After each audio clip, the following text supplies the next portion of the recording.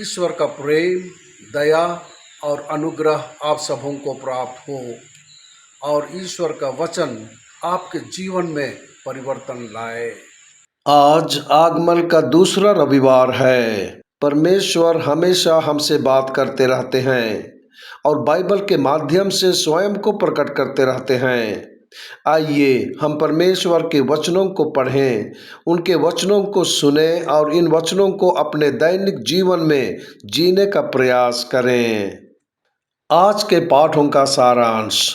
पहला पाठ, यिशै का वंशज शांति के समय की शुरुआत करेगा। भजन संहिता, मसीहा राष्ट्रों के लिए न्याय और शांति लाएगा। दूसरा पाठ, यहूदी और अन्य जाति दोनों ही मसीह यीशु में पाए गए उद्धार के लिए परमेश्वर की महिमा करते हैं। सुसमाचार पाठ, यूहन्ना बपतिस्ता यहूदिया में पश्चाताप के संदेश का प्रचार करते हुए दिखाई देते हैं। यशायाह से लिया गया आज का पहला पाठ हमें बताता है कि यशाय के ठूंठ से एक शासक निकलेगा और वह यहोवा की शक्ति और आत्मा के साथ शासन करेगा।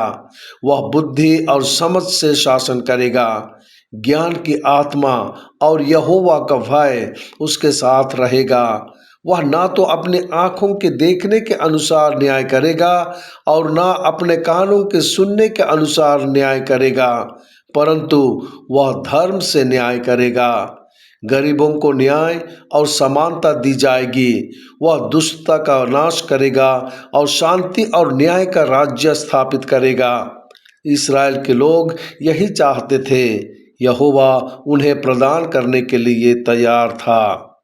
संत पौल खुश थे कि यहूदी और अन्य जाति दोनों एक साथ सद्भाव में रह रहे थे। उन्होंने उन्हें सद्भाव में रहने और ईश्वर की प्रशंसा और धन्यवाद देने के लिए प्रोत्साहित किया। यह ख्रिस्तीय धर्म का एक बड़ा चिन्ह है कि विभिन्न जनजातियों, संस्कृति और भाषा के लोग एक साथ सद्भाव और शांति से रहते हैं और एक दूसरे की मदद करते हैं।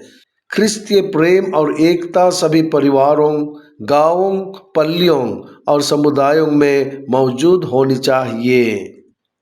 आज के सुसमाचार पाठ में मत्ती यूहन्ना बपतिस्ता के कार्य और उपदेश का वर्णन करता है।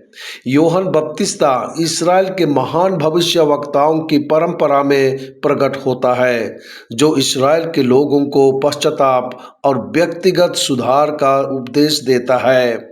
इस पाठ में यूहन्ना बपतिस्ता यहूदी समुदाय के लोगों, फरीसियों और सदूकियों को पश्चाताप करने के लिए एक विशेष रूप से निर्देश देता है। लेकिन शास्त्री और फारिसी जिद्दी थे।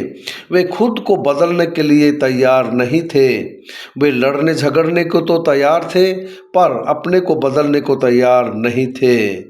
यूहन्ना बपतिस्ता का प्रभु के आने का प्रचार आगमन काल का एक प्रमुख विषय है। जैसे यूहन्ना बपतिस्ता के संदेश ने पहली शताब्दी में यीशु के लिए मार्ग तैयार किया, हमें भी यीशु के आगमन के लिए स्वयं को तैयार करने के लिए बुलाया गया है। हम पश्चाताप और अपने जीवन में सुधार के द्वारा यूहन्ना बपतिस्ता के संदेश का जवाब देते हैं। हमें मसीह के पैगंबर होने के लिए भी आमंत्रित किया जाता है। आइए हम अपने जीवन में परिवर्तन लाएं और दूसरों के जीवन को बदलने में उनकी मदद करें। प्रार्थना। हे प्रभु यीशु ख्रिस्त, हमारा जीवन घमंड, पाप और दुर्बलता से भरा हुआ है।